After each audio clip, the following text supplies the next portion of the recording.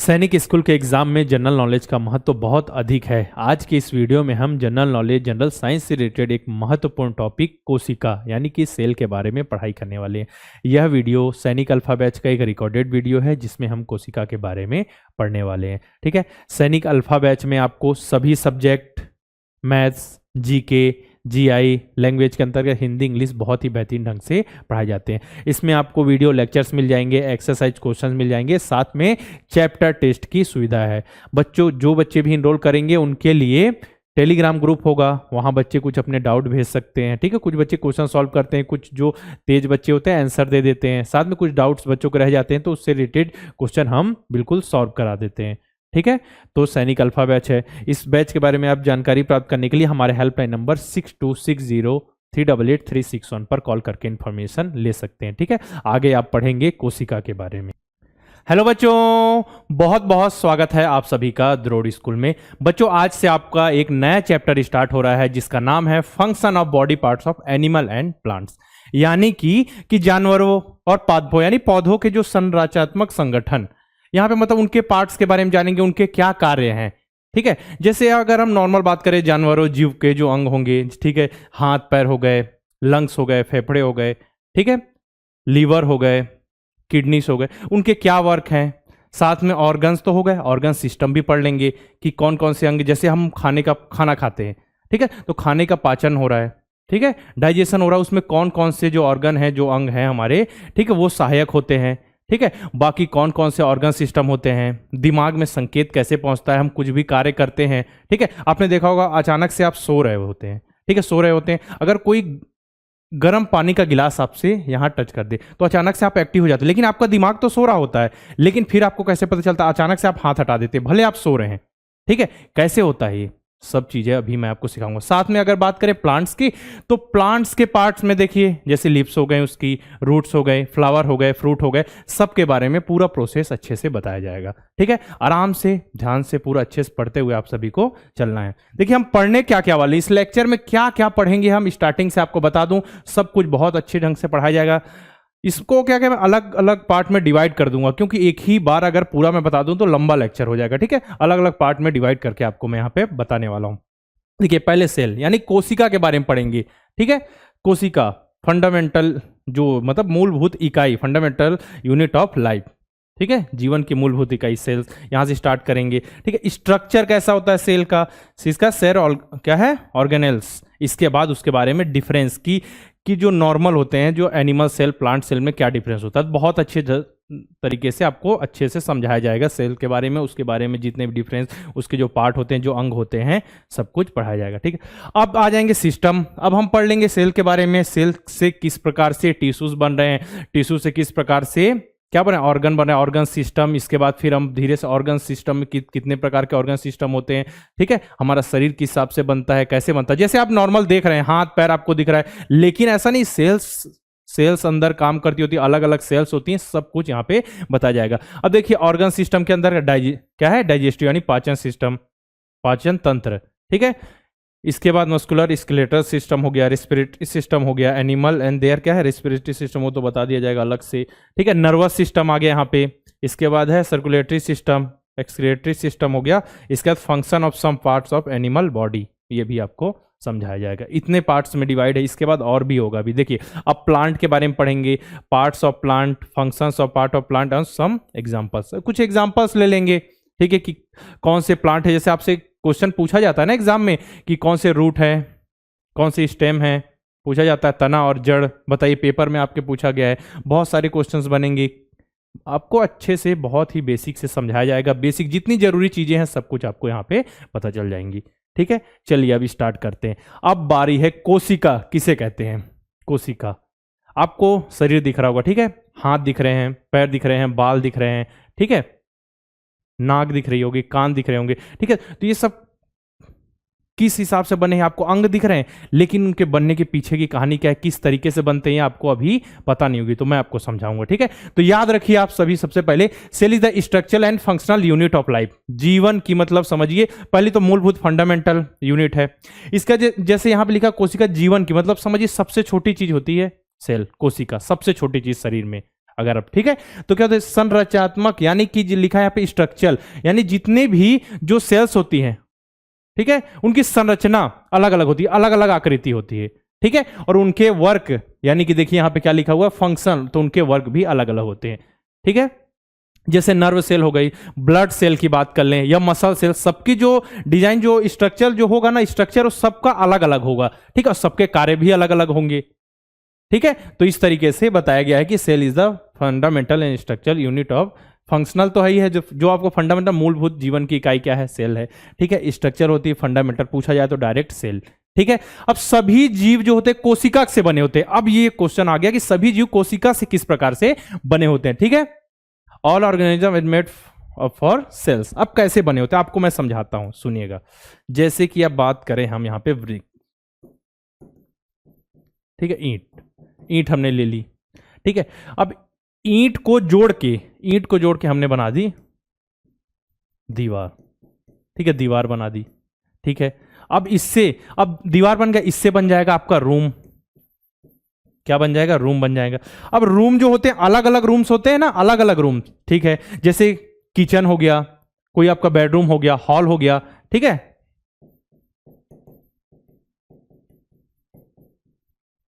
Different type of rooms हो गए। अब इससे बन जाएगा आपका हाउस, समझिए घर बन जाएगा पूरा, क्योंकि अब अलग अलग रूम है तो पूरा घर ही बन गया ना आपका, ठीक है, घर बन गया, ठीक है, हो गया, घर हो गया। अब ये आप समझ गए, पहले ईंट थी यानी ब्रिक्स, फिर वॉल, फिर रूम, फिर डिफरेंट टाइप ऑफ रूम। अब उसी प्रकार समझिए कोशिका, सबसे छोटी हो गई कोशिका यानी सेल, क्या है, सेल, ठीक है, हो गई सेल, ठीक है। अब सेल बहुत सारी, जैसे कि ये हो गई, मान चल कोई भी सेल एग्जांपल दिया, ठीक है। अब ये सेल है, सेल है, सेल है, सेल है, सेल है, ठीक है, ये हो गया आपका इतना, जैसे सेल मिलके बनते हैं ऊतक यानी टिश्यूज, ठीक है, टिश्यू, ठीक है, ये हो गया आपका टिश्यू, ठीक है। यहां पे इतना समझ आया है नहीं, बताइए मुझे, इतनी चीजें समझ आ रही हैं कि नहीं आपको, ठीक है। अब टिश्यू से क्या बनते हैं, मिलके अंग बनते हैं, ठीक है, ऑर्गन, क्या बनते हैं, ऑर्गन बनते हैं। अब ऑर्गन, जैसे कि आप मान के चलिए, ऑर्गन जो आपको अंग दिख रहे हैं, आपके नाक, कान, ठीक है, गला, आपको अपना मुंह दिख रहा होगा, ठीक है, तो ये सब। अब कुछ क्या होता है ऑर्गन सिस्टम, जैसे कि जैसे यहां रूम बन गया था उसी तरीके से समझिए ऑर्गन है, ठीक है। अब ऑर्गन है, अब जैसे कि कुछ कुछ चीजें होंगी, जैसे कि अब एक चीज मुझे बताइए, जैसे कि एक स्पेसिफिक जगह होती है, जैसे कि अब रूम यहाँ पे बताएं, रूम एक बाथरूम भी होता है, ठीक है, तो वहां उससे संबंधित चीजें वहां रखी होती है। उसी प्रकार जैसे कि अब मैं बात करूं डाइजेस्टिव सिस्टम यानी पाचन तंत्र की, तो जो अंग पाचन तंत्र में सहायक हो गए उन्हीं अंग को हम पाचन तंत्र से संबंधित अंग कहेंगे। जो श्वसन तंत्र में जो इंपॉर्टेंट होंगे उनको श्वसन तंत्र से संबंधित अंग कहेंगे। तो इस प्रकार से चीजें डिवाइड होती हैं, तो ये आगे बन जाएगा ऑर्गन सिस्टम। जैसे रूम से डिफरेंट टाइप्स ऑफ रूम बन गए, उसी प्रकार ऑर्गन से ऑर्गन सिस्टम, ठीक है, ऑर्गन सिस्टम, ठीक है। इसके बाद बन जाएगा ऑर्गेनिज्म, जीव बन जाएगा। मतलब अब जो देखिए, अब मेरा पूरा शरीर बन चुका है। पहले देखिए अंदर सेल्स है छोटी से, मतलब समझिए ये जो देखिए यहां दिख रहा है, अगर मैं इसको ऐसे मतलब थोड़ा सा यहां से अगर मैं यहां से ऐसा कर दूं, देखिए ऐसा करके, ठीक है, तो यहां पे भी सेल्स, मतलब बहुत से छोटी छोटी सेल्स, बहुत सारी सेल्स होती है, आप इनको गिन नहीं सकते, बहुत ज्यादा सेल्स होती है, ठीक है, शरीर में। अब आपको सेल्स के बारे में भी इतनी चीजें पता चल गई, जैसे कोशिका सबसे छोटा, कोशिका फिर मतलब सेल्स मिलके टिश्यू से ऑर्गन, ऑर्गन से ऑर्गन सिस्टम, फिर ऑर्गेनिज्म, पूरा जीव बन जाएगा। तो आपको लगता होगा नॉर्मल हाथ पैर जोड़ के शरीर बन गया, ऐसा नहीं ना, बहुत लंबा प्रोसेस है, ठीक है ना। इतना चीजें समझ गए, क्लियर है ना यहाँ, ठीक है। चलिए अब यहाँ पे एक पॉइंट लिखा हुआ है कि there are also single cells live on their own. ऐसी एकल कोशिकाएं भी होती हैं जो स्वयं जीवित होती हैं, ठीक है, स्वयं जीवित एकल कोशिका, जैसे हमारे शरीर में बहुत सारी कोशिकाएं हैं, ठीक है, लाखों करोड़ों कोशिकाएं हैं, अरबों, ठीक है। अब बात करें कि यहां पे बोला गया जीवित कोशिका, मतलब एकल कोशिका जो जीवित भी होती है। अब देखिए समझिए, आप अमीबा का एग्जांपल में ले रहा हूं, ठीक है, अमीबा, ये अमीबा है, ठीक है, ये एकल जीवित कोशिका मतलब यूनिसेल्यूलर, ठीक है। तो यहां पे क्या है कि ये जीवित भी है, ठीक है, जिंदा भी है। तो क्या होता है, यही कोशिका देखिए क्या करता है, खाने को एब्जॉर्ब करता है, शोषण, और इसके बाद उसी को रिलीज कर देता है, मतलब सब कुछ यही करता है, उत्सर्जन जो एक्सक्रीशन होता है सब कुछ यही कर देता है। जैसे कि इसका स्ट्रक्चर ऐसा है, जब इसको खाना एब्जॉर्ब करना होता है, जैसे ये समझिए कुछ है, खाना है, ठीक है, उसके लिए तो अपने स्ट्रक्चर को इस तरीके से बनाता है, ठीक है, अपना स्ट्रक्चर को कुछ इस तरीके से, ठीक है, इस तरीके से यहाँ खाना है उसको एब्जॉर्ब कर लिया, ठीक है। जब उत्सर्जन करना रहता है तो उसको छोड़ देता है, फिर अपने शेप में आ जाता है, ये अमीबा, ठीक है, वहां पे जो पॉइंट लिखा था। अब अगर आपसे पूछ लिया जाए कि सेल यानी कि कोशिका की खोज किसने की थी, तो क्या बोलेंगे आप सभी? कोशिका की खोज किसने की थी? Robert Hooke. ठीक है, कोशिका की खोज किसने की थी? Robert Hooke. इसको आप सभी टिक कर लेंगे, रॉबर्ट हुक। ठीक है ना, एक भी क्वेश्चन यहां से नहीं छूटने वाली, बहुत अच्छे से बताऊंगा, बहुत अच्छे से, लास्ट तक आपको पूरा अच्छे से देखना है और नोट करते जाइए चीजों को। मैं तो आपको शुरू से ही बता रहा हूं, नोट करते जाइए, कोई भी दिक्कत नहीं होगी। कोई दिक्कत होगी तो उसके लिए हम यहाँ पे मौजूद हैं। ठीक है, अब हम देखते हैं सेल्स। अब सेल्स के बारे में देखें तो उसके बारे में टाइप्स देख लेते हैं। एक है प्रोकैरियोटिक और एक है यूकैरियोटिक। ठीक है, यूकैरियोटिक। अब दोनों में अंतर क्या है? अब एक लिखा है प्रोकैरियोटिक सेल और एक है यूकैरियोटिक सेल। अब इसमें अंतर क्या है? अब देखिए, आपको कुछ चीजें यहां पे नहीं लगेंगी। वे कोशिकाएं जिनमें केंद्रक झिल्ली नहीं होती। अब क्या बोला जा रहा है? केंद्रक झिल्ली नहीं होती। अब केंद्रक झिल्ली यानी कि क्या होता है बताइए? केंद्रक झिल्ली का मतलब क्या है यहाँ पे? Nuclear membrane. तो ये न्यूक्लियर मेम्ब्रेन क्या होता है? आप सभी को हो सकता है दिक्कत हो रही हो, नई चीज हो। ठीक है, तो अभी जब सेल्स बताऊंगा तो उसके अंदर मौजूद होता है। ठीक है, केंद्रक जो सेल्स होती है उसके बीच में क्या होता है? न्यूक्लियस जो केंद्रक मौजूद होता है। अब मेम्ब्रेन क्या है? उसको जो लास्ट जो किनारे से जो ढकी होती है मेम्ब्रेन झिल्ली होती है। ठीक है, जैसे कोई समझिए आप, जैसे मैंने ये बनाया, ठीक है, तो ये देखिए, इसको मैंने कुछ चीज ऐसी झिल्ली से ये पूरा ऐसा ढका हुआ है। ठीक है, ये तो इसको समझिए आप नॉर्मल एग्जांपल के लिए। ठीक है, तो बस वही बोला जा रहा है कि वे कोशिकाएं जिनमें केंद्रक झिल्ली नहीं होती। ठीक है, प्रो है, इसको ऐसा याद कीजिए, प्रो है, यहाँ पे प्रो लिखा हुआ है, मतलब वो कैसे भी खेल सकता है, उसको नहीं चाहिए नियम से। ठीक है, प्रो है वो। ठीक है, तो यहाँ क्या है? वे कोशिकाएं जिनमें केंद्रक झिल्ली नहीं होती, मतलब सिस्टमेटिक रूप से नहीं रहता। जो केंद्रक देखिए यहाँ पे, ये केंद्रक है, देखिए इसमें क्या है? बंधा हुआ नहीं है, जो है किससे? न्यूक्लियर मेम्ब्रेन से बंधा हुआ नहीं है। देखिए फैला हुआ, आपको दिख रहा होगा, ये देखिए क्या है? केंद्रक है, समझिए, ये फैला हुआ है, कोई स्ट्रक्चर नहीं है। ठीक है, यहां समझ आ रहा है ना आपको? अब देखिए, अब इसमें यूकैरियोटिक में देखें तो क्या होता है? केंद्रक झिल्ली वाली कोशिकाएं होती है। यू मतलब समझिए आप ट्रू, यू का मतलब यहां पे समझिए ट्रू, और प्रो का मतलब जो व्यवस्थित नहीं होता, इसमें जो होता है अपना केंद्रक जो होता है। ठीक है, किससे? उससे केंद्रक किससे? न्यूक्लियस केंद्रक झिल्ली से क्या होता है? केंद्रक झिल्ली नहीं होती, उसके चारों ओर केंद्रक झिल्ली से संगठित नहीं होता, उसे कहेंगे हम प्रोकैरियोटिक। और जो होता है उसे कहेंगे जो सिस्टम से रहता है, यू माने ट्रू, मतलब जो सही। तो क्या होता है? जिसमें केंद्र झिल्ली वाली कोशिकाएं होती है। ठीक है, अब देखिए यहाँ पे, देखिए अब सिंपल, देखिए यहाँ केंद्रक है, ये देखिए केंद्रक कितना सिस्टम से पूरा बंधा हुआ है, किससे? न्यूक्लियस मेम्ब्रेन से ये बंधा हुआ है। जबकि ये देखिए व्यवस्थित नहीं है, ये इधर उधर है, देखिए इधर इसका पार्ट इधर निकल गया ऐसा। ठीक है, जबकि ये देखिए एक सिस्टम से, इससे केंद्रक झिल्ली से संगठित है। ठीक है, तो ये हो गया, हमने पढ़ लिया क्या? प्रोकैरियोटिक और यूकैरियोटिक। प्रो मतलब व्यवस्थित नहीं है, सिस्टम से नहीं है, समझिए, संगठित नहीं है, किससे? न्यूक्लियस मेम्ब्रेन से। और जो यू मतलब ट्रू, उससे बंधा हुआ, तो चारों ओर उसके क्या है? Nucleus membrane. अब हो गया, अब स्ट्रक्चर की बात हो रही थी। क्या बोला स्टार्टिंग में? क्या बोला मैंने? क्या बोला था? Cell structure and functional unit of life. ठीक है, तो अब देखिए स्ट्रक्चर, जैसे कि अब इसमें देखिए हम, स्मूथ मसल सेल, कुछ इस प्रकार की मसल सेल अलग होती हैं। ठीक है, ब्लड सेल्स होती हैं। ठीक है, यहाँ पे हमको क्या दिख रहा है? Blood cell. ठीक है, अब नर्व सेल हो गया यहाँ पे। ठीक है, वोवम हो गया, स्पर्म हो गया, बोन सेल हो गया। ठीक है, फैट सेल हो गया, अलग अलग प्रकार की सेल होती है, उसके बारे में हम पढ़ेंगे। ठीक है, हमारे शरीर में बहुत सारी, आपको पता है ना, लाखों करोड़ों अरबों सेल्स होती हैं। ठीक है, अब सेल एक बन रही है, उसके बाद दूसरी सेल बन जाएगी, उसी दूसरी तीसरी ऐसी अनगिनत सेल बनती जाती है। ठीक है, कुछ सेल डैमेज हो जाती हैं, ठीक है, खराब हो जाती हैं। तो क्या होता है? खराब हो जाती है तो अपने आप नष्ट भी हो जाती। कैसे नष्ट होती है?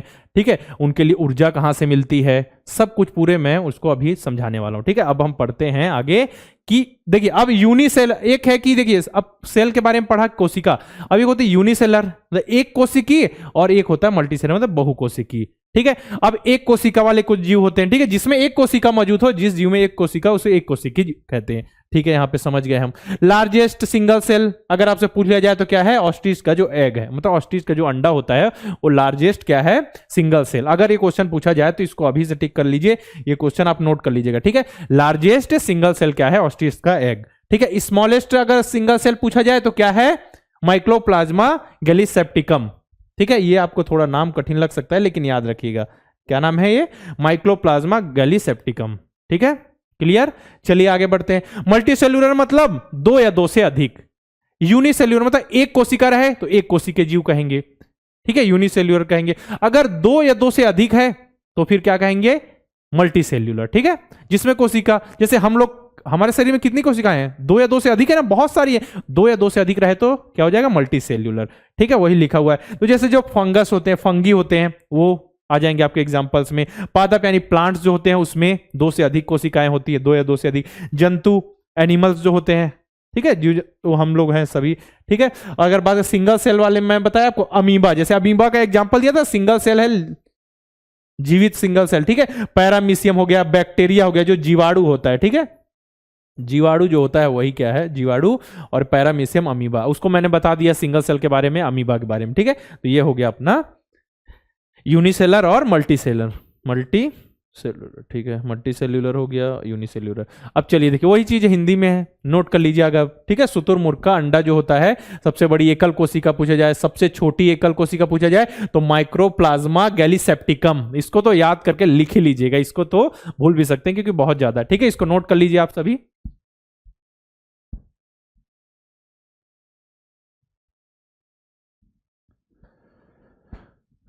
ठीक है, नोट कर लिया आपने। चलिए आगे बढ़ते हैं। अब बात है सेल ऑर्गेनाइज, कोशिकांग, मतलब कोशिका में कौन कौन से जो 8 अंग मौजूद होते हैं उसके बारे में पढ़ेंगे, सेल ऑर्गेनेल्स, ठीक है।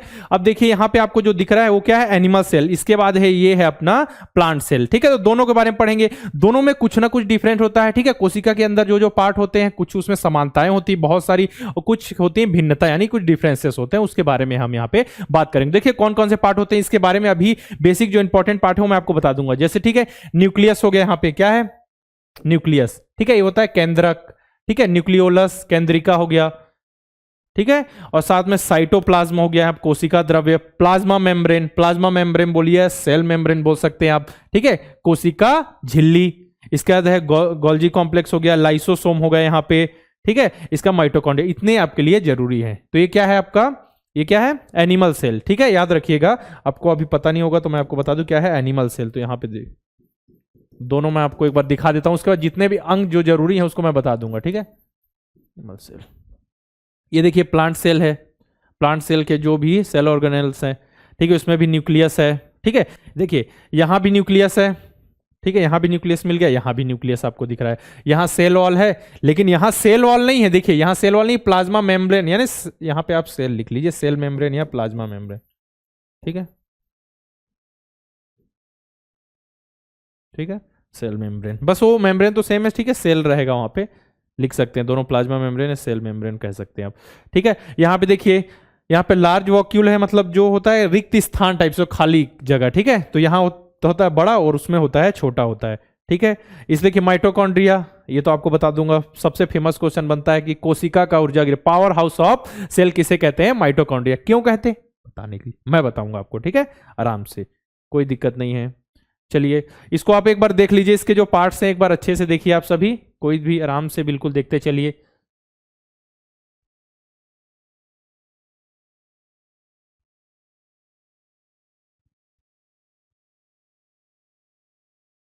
क्या क्या अंतर आपको दोनों में आपने देखा होगा, स्क्रीनशॉट एक बार, क्या क्या अंतर आपको दिख रहे हैं उसमें।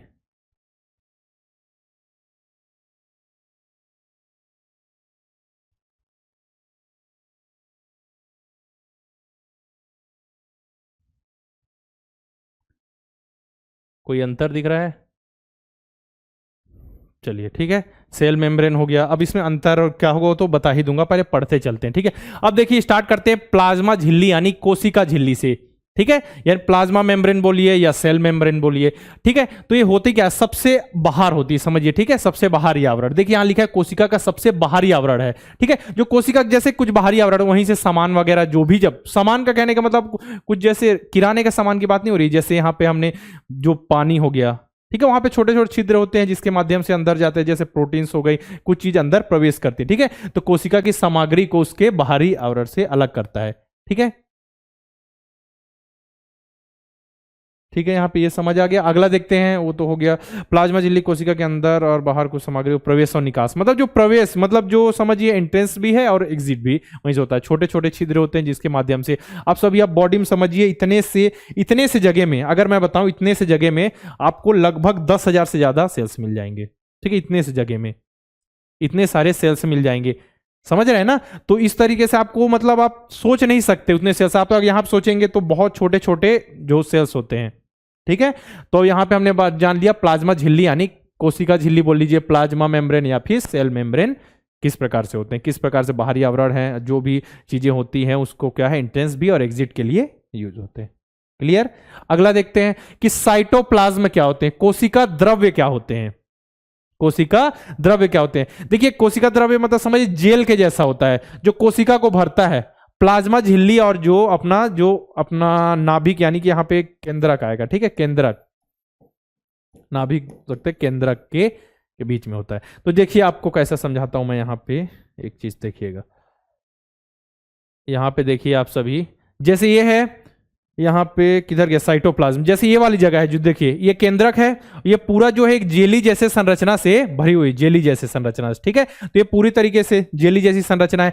तो ये किसको किसको अलग कर रहा है, जो अपना सेल मेम्ब्रेन है, देखिए ये जो क्या है सेल मेम्ब्रेन है, ये वाला जो पार्ट है ये है आपका सेल मेम्ब्रेन, ठीक है। दिखाता हूं आपको, देखिए ये जो है आपका सेल मेम्ब्रेन है, ठीक है। ये सेल मेम्ब्रेन को किससे अलग कर रहा है, ये देखिए ये बाकी जगह पूरा क्या जो जेली जैसी संरचना साइटोप्लाज्म कोशिका द्रव्य इसके अंदर है, ठीक है ना, साइटोप्लाज्म हो गया। अब जैसे वही बताया गया, ये लगभग कितने 80% पानी से बना होता है, आमतौर पर साफ और रंगीन होता है।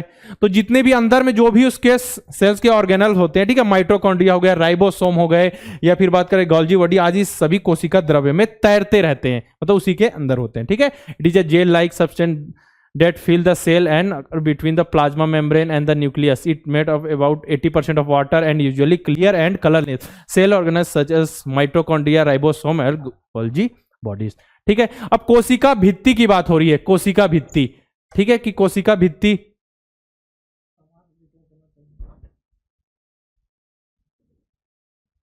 एक सेकंड रुकिएगा।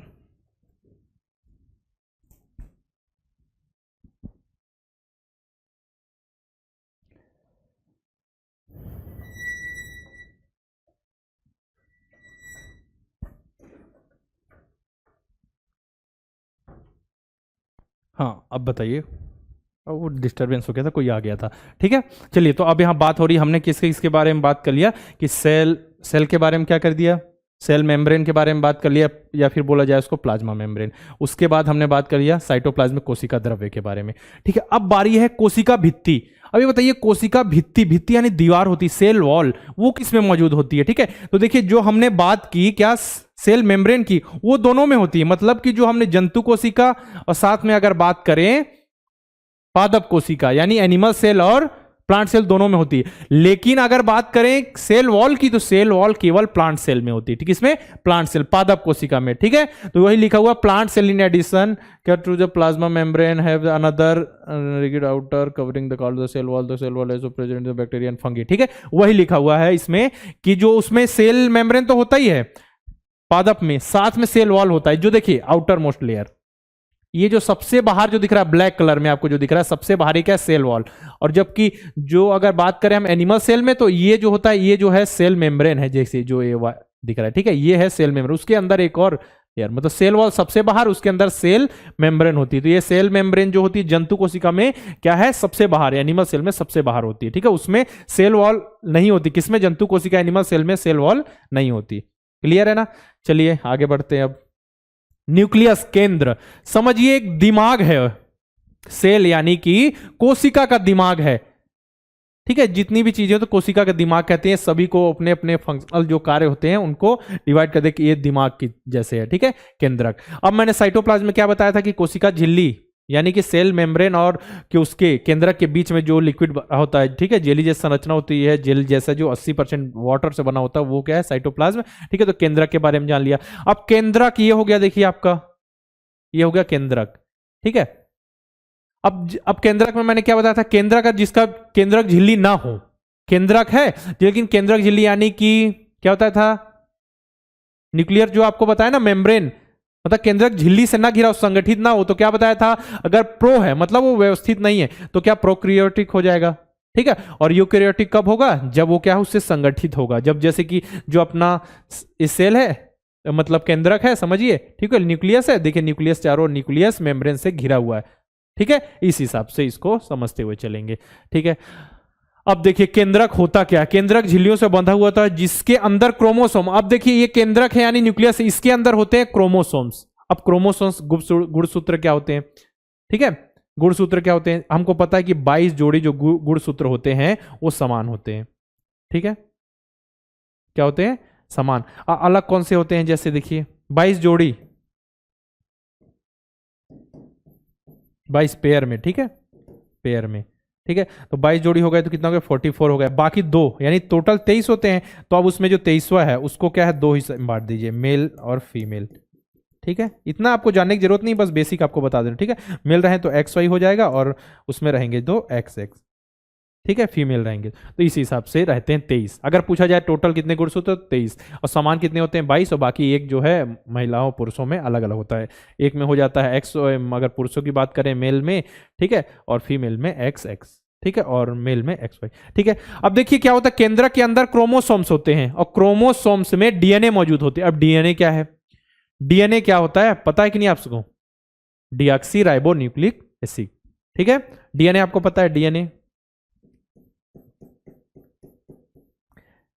जितनी भी चीजें जो, जैसे एक माता पिता से जो भी चीजें हैं, जो गुण होते हैं, वो एक मतलब माता पिता से बच्चों में आते हैं ना, ठीक है। देखा होगा, अगर कभी कभी आपने देखा होगा माता पिता का जो कद है या फिर कुछ दिमाग की बात करें तो क्या होता है, माता पिता के जैसा होता है, चेहरा वगैरह देखा होगा आपने, ठीक है। जो गुण होते हैं वो किसमें, संदेश वाहक के रूप में, क्या डीएनए काम करता है, तो वो गुण क्या होते हैं, स्थानांतरित होते हैं, ठीक है, माता पिता से बच्चों में। तो वही इतनी चीजें आपको जाननी जरूरी है। डीएनए, डीएनए का फुल फॉर्म आपको मैंने बता दिया, ठीक है।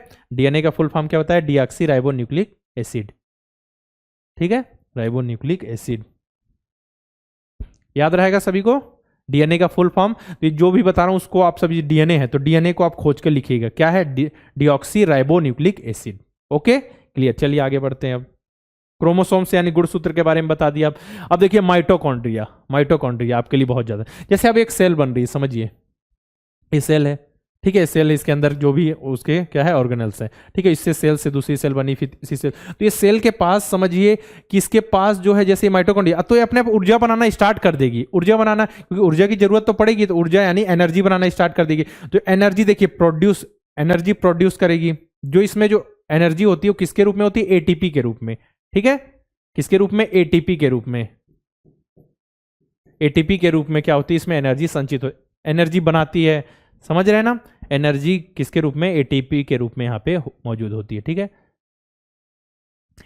एटीपी मतलब कि जो ऊर्जा का प्रोडक्शन भी करता है, ऊर्जा का प्रोडक्शन कर रहा है, ऊर्जा का स्टोर, मतलब ऊर्जा को स्टोर भी कर रहा है, उसके बाद ऊर्जा को शरीर के विभिन्न भागों तक पहुंचा रहा है, ठीक है। तो इसमें ऊर्जा किसके रूप में, एटीपी के रूप में शरीर के सभी भागों तक क्या है, ऊर्जा पहुंचाती है एटीपी के रूप में। अब एटीपी का फुल फॉर्म क्या है, आपको आएगा एटीपी का, डीएनए का क्या बताया, डीऑक्सी राइबो न्यूक्लिक एसिड, और इसका एटीपी का क्या है, एडिनोसाइन ट्राइफॉस्फेट, एडिनोसाइन ट्राइफॉस्फेट, ठीक है।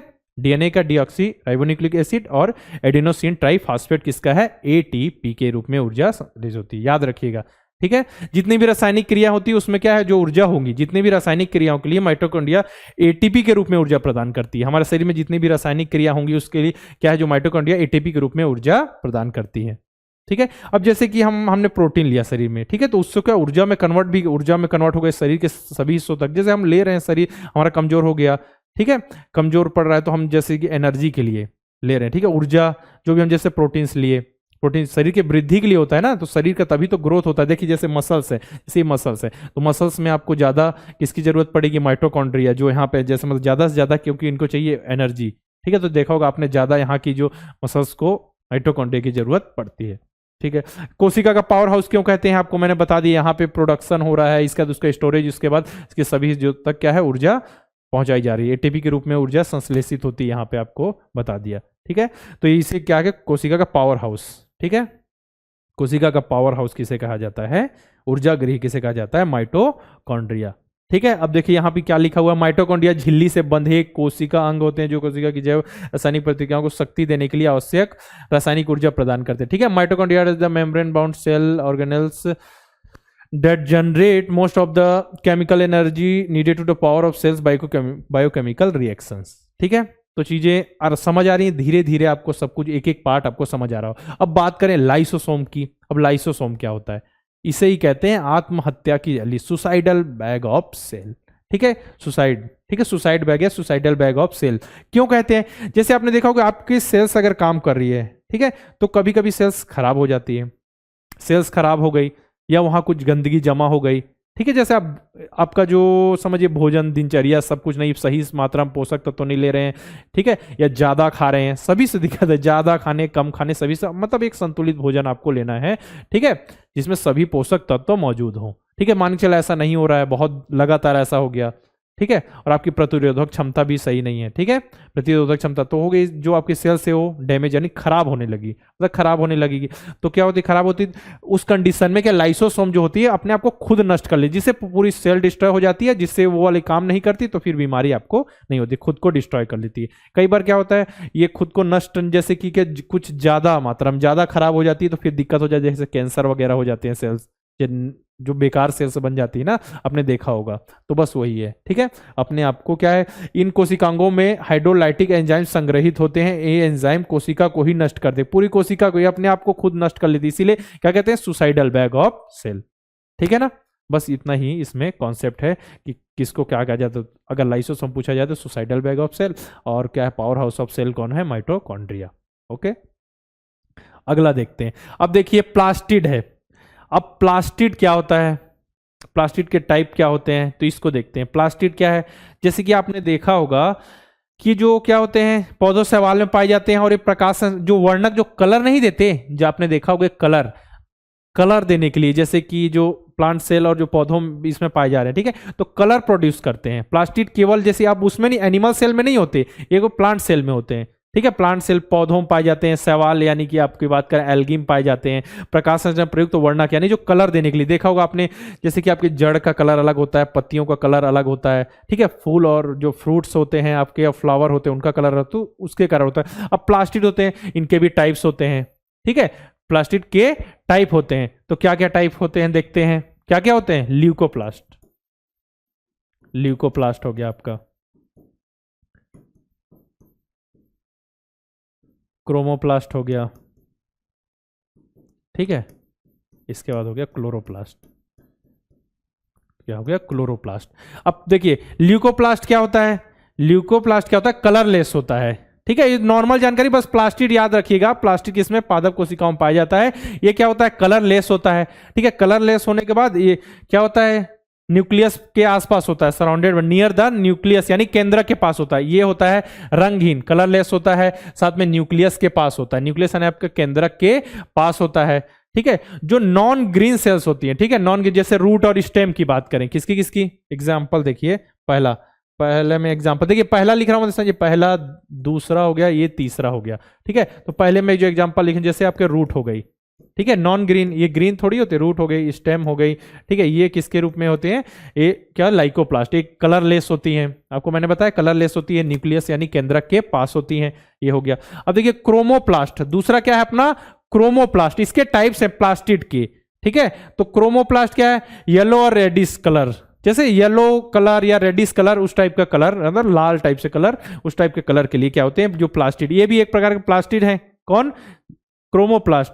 तो इसमें जैसे रेडिश कलर, येलो कलर के लिए क्या होती है, जैसे फ्रूट हो गए, फ्लावर हो गए, ठीक है, फ्रूट फ्लावर हो गए।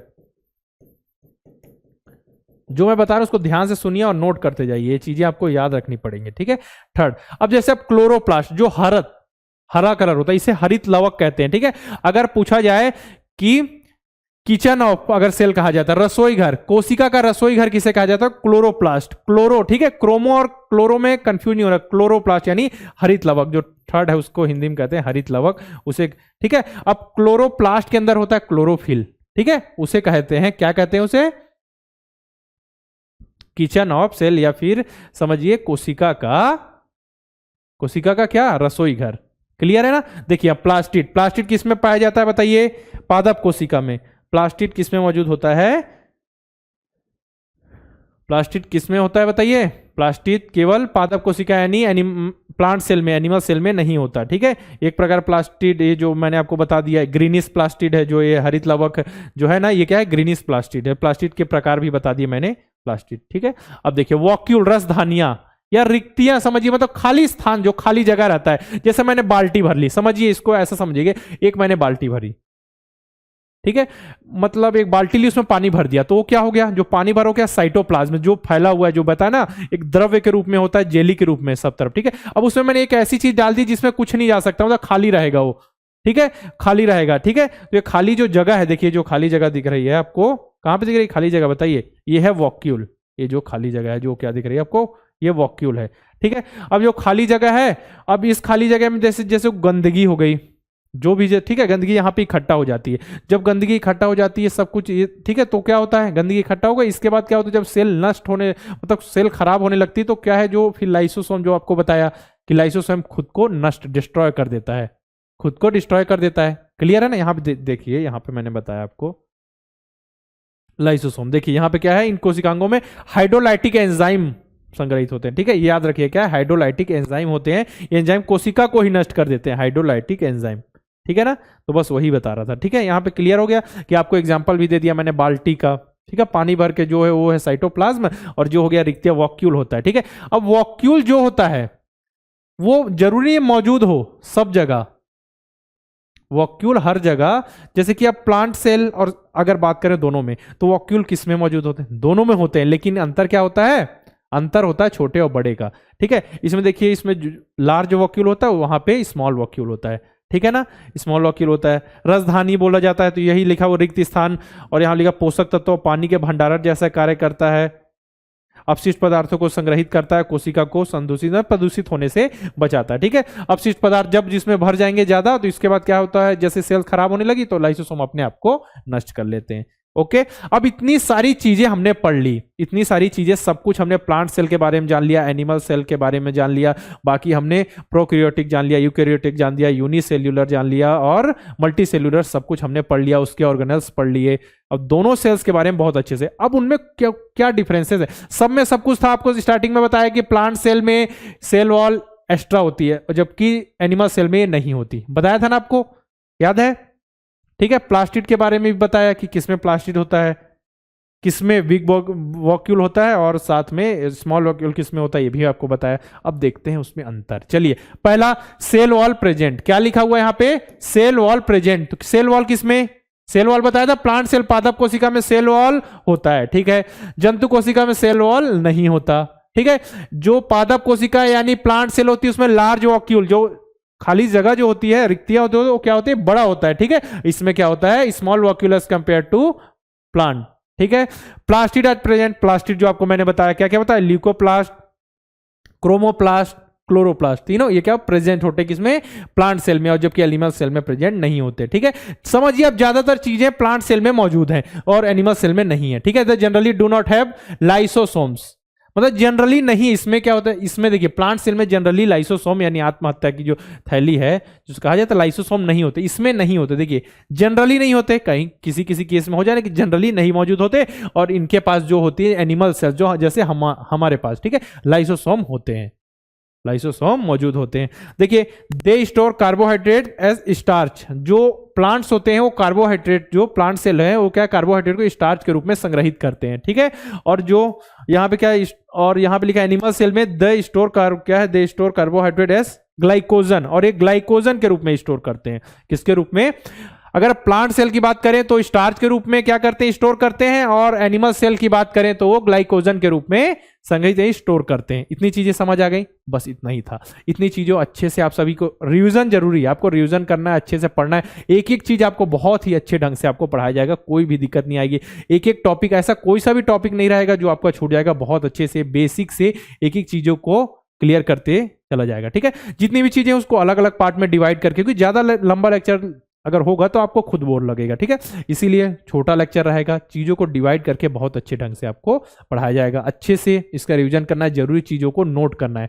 कॉपी तो आप सभी बना रखे हैं, ठीक है, उसमें नोट करते हुए चलना, पढ़ना है। इससे बाहर क्वेश्चन अलग से नहीं आएंगे, इसी में से 20 से ही क्वेश्चन आएंगे, क्योंकि इतना ही टॉपिक है, उससे बाहर और कुछ आपसे नहीं पूछेगा। ठीक है, अच्छे से पढ़ना है, बिल्कुल जाके एकदम आपको डायरेक्ट खेलना कूदना नहीं है। ठीक है, स्कूल चल रहे होंगे आप, समय जैसे मान के चलिए कम है, ज्यादा कोई नहीं, नॉर्मल जो आपका टाइम है पढ़ते रहिए। एग्जाम जैसे ही नजदीक आएंगे तो आपकी स्पीड अपने आप बढ़ जाएगी, मैं हमेशा बोलता हूँ। ठीक है, अपने हेल्थ का ध्यान रखिए, अच्छे से पढ़ते चलिए, और रिवीजन जरूर करना है। ठीक है, जितनी भी चीजें उसको रिवीजन कीजिए, नहीं तो फिर लास्ट में आपको बहुत दिक्कत होगी। रिवीजन करते चलेंगे तो चीजें तुरंत याद आएंगी जब लास्ट में, लेकिन अगर आपने केवल एक बार पढ़ा छोड़ दिया तो हो सकता है लास्ट में भूल जाए, क्योंकि सबका दिमाग समान नहीं होता, कोई भूल जाता, किसी को याद रहता है। इसलिए रिवीजन करते रहिए, बीच बीच में वो चीजों से टच में रहिए, ज्यादा से ज्यादा उस टॉपिक से क्वेश्चन मिल रहे हैं तो उसको सॉल्व करते चलिए। ठीक है, चलिए फिर मिलते हैं नेक्स्ट लेक्चर में।